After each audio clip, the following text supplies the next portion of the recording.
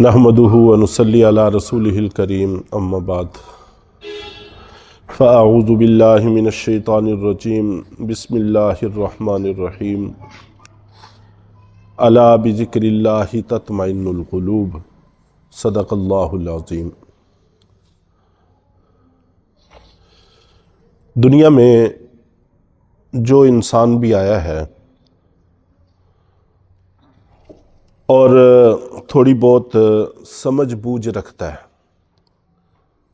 शऊर रखता है, अकल रखता है, तो वो राहत की ज़िंदगी चाहता है, इत्मीनान की ज़िंदगी चाहता है, खुशियों वाली ज़िंदगी पसंद करता है। और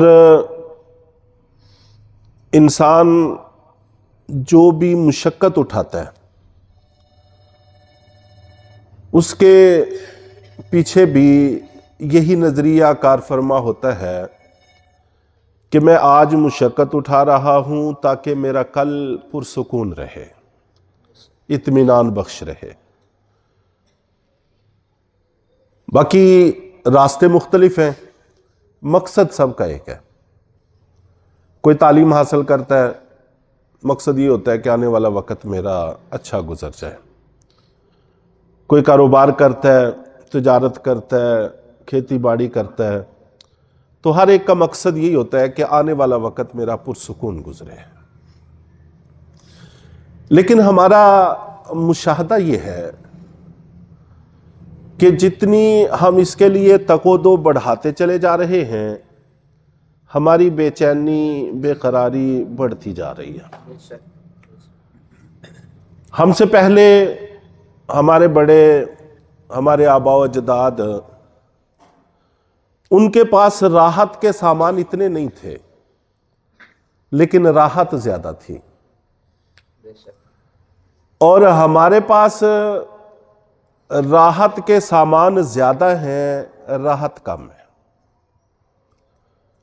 सर्दी से बचाव के सामान ज्यादा हैं, गर्मी से बचाव के सामान ज्यादा हैं, सफ़र की सहूलतें, पुरसुकून रास्ते और बेहतरीन से बेहतरीन सवारियाँ, ये सब कुछ हमें मुयस्सर है, हमारे आबा व अजदाद को मुयस्सर नहीं था। लेकिन इसके बावजूद वो हमसे अच्छी ज़िंदगी गुजार गए हैं, हमसे पुरसुकून ज़िंदगी गुजार गए हैं, हमसे राहत वाली ज़िंदगी गुजार के गए। ये हमारा मुशाहदा है, ये वो चीज़ है जिसका हम इनकार नहीं कर सकते, मुशाहदे की चीज़ है। तो हमें असल वजह तलाश करनी होगी कि असल वजह क्या है। जितने भी राहत के सामान हैं, इनको असबाब राहत कह सकते हैं, लेकिन राहत नहीं है ये। राहत अल्लाह ताला ने कुरान पाक में जिक्र की है, अला बिज़िक्रिल्लाहि तत्मइन्नुल क़ुलूब, कि दिलों का इत्मीनान, ज़हनी सुकून, राहत बख्श ज़िंदगी अल्लाह ने अपने ज़िक्र में रखी है। हम अल्लाह की याद से जैसे जैसे गाफिल होते चले जा रहे हैं, हमारी बेचैनी, बेकरारी बढ़ती चली जा रही है। हमारे आबा व अजदाद, हमारे बुजुर्ग, वो हमारी बनिस्बत अल्लाह के करीब थे, इसलिए राहत वाली जिंदगी गुजार के गए हैं। सामान अगरचे कम थे, लेकिन अल्लाह के हमारी बनिस्बत करीब थे, इसलिए राहत वाली जिंदगी उनकी ज्यादा थी। हमारी फितरत है, अल्लाह ताला ने हर चीज की फितरत बनाई है। फितरत के मुताबिक जिंदगी गुजारेंगे तो राहत वाली होगी, अगर फितरत से हटकर गुजारेंगे तो बेचैनी वाली जिंदगी होगी। फितरत के मुताबिक, आप तवज्जो मेरी तरफ रखें, फितरत के मुताबिक जीने में ही राहत है। मिसाल से बात को अच्छी तरह से समझा जा सकता है। मछली है, उसकी फितरत है पानी में रहना। अगर हम मछली को पानी से निकाल लेंगे بے شک ٹھنڈک کے سامان پورے ہوں، گرمی کے سامان پورے ہوں، راحت کا ہر سامان موجود ہو، خوشبوئیں ہوں، صفائی ہو، ستھرائی ہو، لیکن یہ مچھلی سکون کا ایک سانس بھی نہیں لے پائے گی۔ اس کی فطرت نہیں ہے۔ اس کی فطرت پانی میں رہنا ہے، پانی میں چھوڑیں گے پانی گندا ہوگا، بدبودار ہوگا، جیسا بھی ہو، تو وہ اس میں پرسکون ہے، اس سے نکالیں گے تو اس کا سکون ختم ہو جائے گا، بے چین ہوگی۔ تو اللہ رب العزت نے اپنی محبت ہمارے خمیر میں رکھی ہے، اور یہ فطرت ہے کہ محبوب کے تذکرے سے اس کی یاد سے راحت محسوس ہوتی ہے، اور اس کی یاد سے ہٹنے میں بے چینی ہے، بے قراری ہے۔ چونکہ اللہ نے اپنی محبت ہمارے خمیر میں، ہماری فطرت میں داخل کی ہے، اس لیے اگر ہم چاہتے ہیں کہ ہم پرسکون زندگی جئیں تو پھر اس مالک کا، اس محبوب کا تذکرہ، اس کی یاد، اس کا ذکر، اس کو اپنانا ضروری ہے، وگرنہ بے چینی، بے قراری ہے۔ چنانچہ ہم دنیا کے اندر اتنے مگن ہوتے چلے جا رہے ہیں، اتنے مگن ہوتے چلے جا رہے ہیں کہ آخرت کو یکسر بھول چکے۔ تو میں بات کو بڑا ہی مختصر کرتے ہوئے گزارش کرنا چاہتا ہوں کہ ایک تو یہ لازمی ہے کہ ہم اللہ کا ذکر کیا کریں، زبان سے بھی، نماز بھی اس کا ذکر ہے، تلاوت اس کا ذکر ہے، جتنے بھی شریعت کے احکام ہیں یہ سارے اس مالک کا ذکر ہیں۔ ہم اس طرف آئیں تو راحت بڑھے گی، انشاءاللہ سکون بڑھے گا، قرار آئے گا زندگیوں میں۔ اور اس کے ساتھ ساتھ چند ایک چیزیں اور بھی ضروری ہیں۔ ان میں سے ایک چیز رضا بالقضاء ہے، اللہ کے فیصلوں پہ راضی ہونا۔ ہم سب کا ایمان ہے بحیثیت مسلمان ہونے کے کہ ہوتا تو وہی ہے جو اللہ چاہتے ہیں۔ جب ہوتا وہی ہے جو اللہ چاہتے ہیں تو پھر جو اللہ چاہتے ہیں اس پر ہمیں مطمئن ہو جانا چاہیے، راضی ہو جانا چاہیے۔ ہماری زندگیوں کی بیشتر پریشانیاں اس بنیاد پر ہیں کہ ہم اللہ کے چاہے پہ مطمئن نہیں ہوتے، اپنی مرضی چاہتے ہیں۔ اپنی مرضی چلتی نہیں، اس مالک کی چلتی ہے۔ حضرت بہلول رحمۃ اللہ علیہ بڑے اللہ کے ولی ہوئے ہیں۔ ان سے کسی نے پوچھا کہ تمہارا کیا حال ہے؟ انہوں نے کہا کہ ایسے شخص کا حال کیا پوچھتے ہو جس کی مرضی کے مطابق کائنات کا نظام چل رہا ہے۔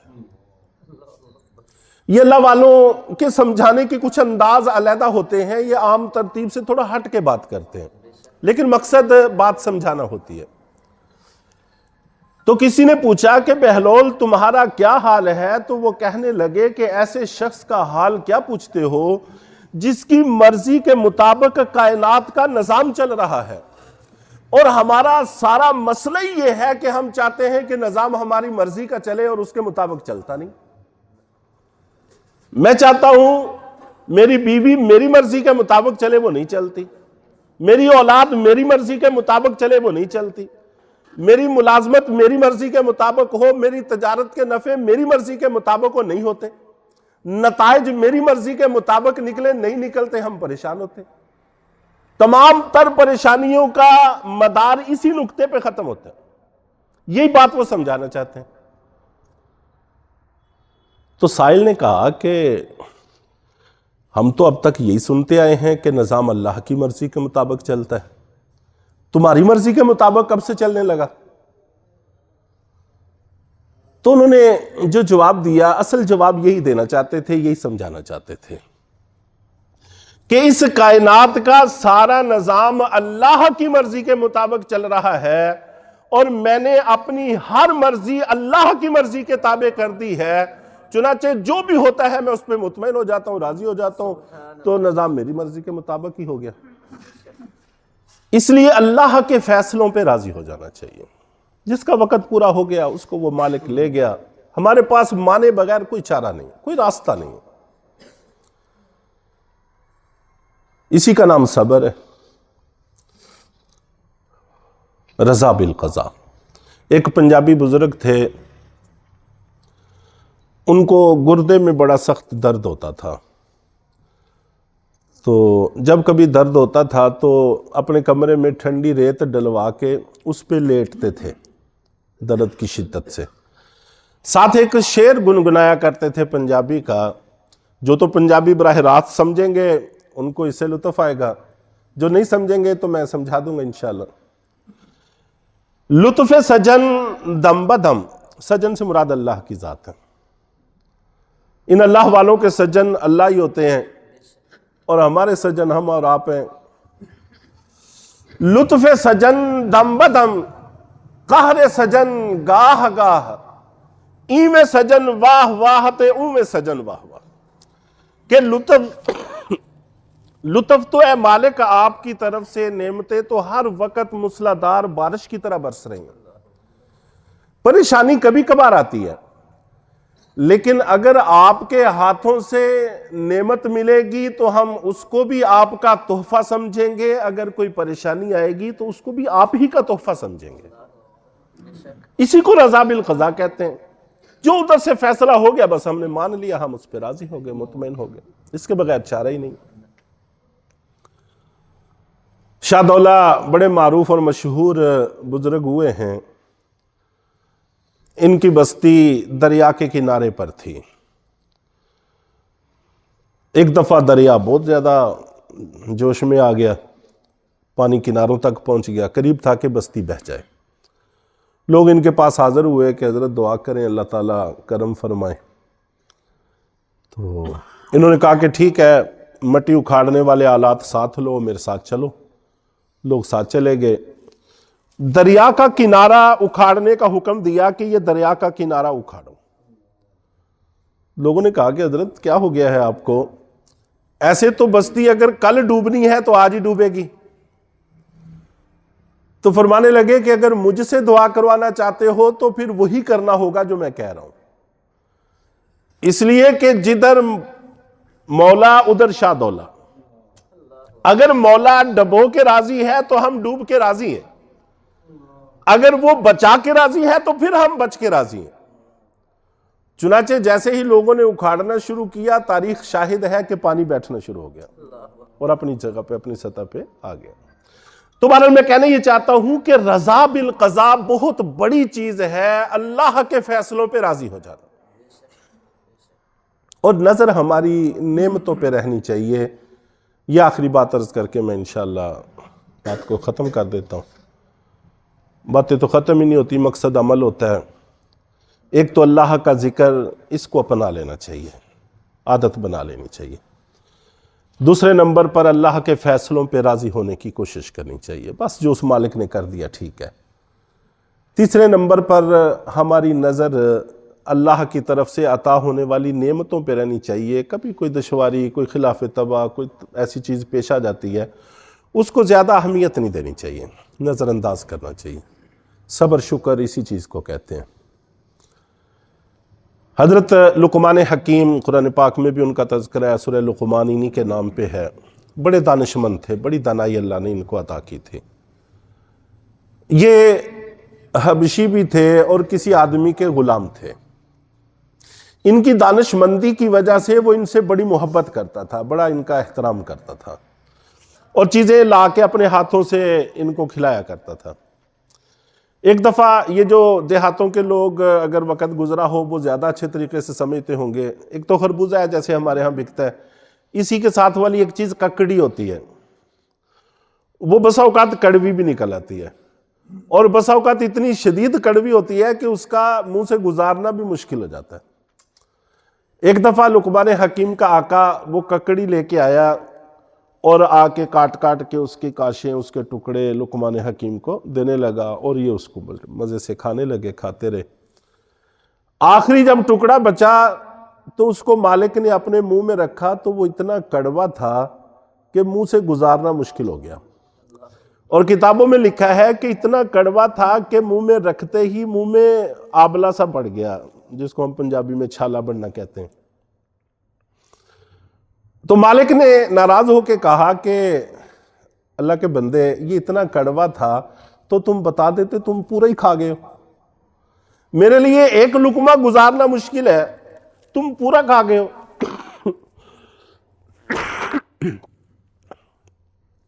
لقمان حکیم نے بڑا زبردست جواب دیا. ایک انسان کسی پر کتنے کا احسان کر سکتا ہے، لیکن اس مالک کے احسان کچھ بھی نہیں تھے، وہاں سے ہمیں کیا کچھ بنایا، سارا کچھ دیا، اور کیا کچھ نہیں دیا. تو ایک انسان دوسرے انسان پر جتنے بھی احسان کر لے آخر کتنا کہیں. لیکن لقمان حکیم کہتے ہیں کہ جن ہاتھوں سے مجھے اتنی شیرینیاں ملی تھیں، ان ہاتھوں سے ایک چیز کڑوی ملے تو میں اس کا کڑوا ہونا بتا کر ایسے مہربان آقا کو شرمندہ کرتا. میری غیرت نے مجھے اس کی اجازت نہیں دی. تو اس مالک نے جس نے ہمیں نعمتیں اتنی عطا کی ہیں کہ جن کا شمار ہی ممکن نہیں ہے. کبھی کوئی پریشانی آ گئی تو واہ ویلا کرنا، زیادہ بے صبری کا مظاہرہ کرنا ہمیں بھی زیب نہیں دیتا. تو بہرحال اللہ کی طرف سے نعمتیں ہیں، ان پر نظر رکھنی چاہیے. پریشانیاں کبھی کبھار آ جاتی ہیں، نظر انداز کرنی چاہیے. اللہ تعالی ہم سب کو عمل کی توفیق عطا فرمائے. وآخر دعواہم الحمدللہ رب العالمین.